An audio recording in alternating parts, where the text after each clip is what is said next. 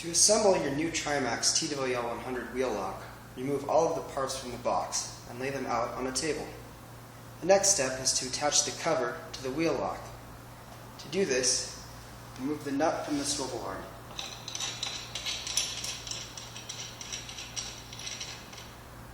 As well as the washer.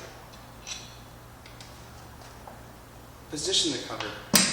The bolt has a self-locking valve, so all you need to do is apply pressure from behind the bolt as you tighten the nut on top of the washer.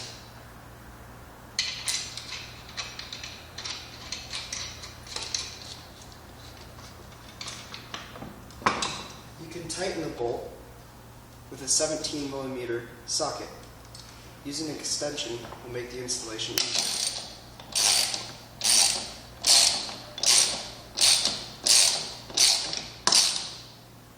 Torque the bolt until it is tight. Your assembly is now complete.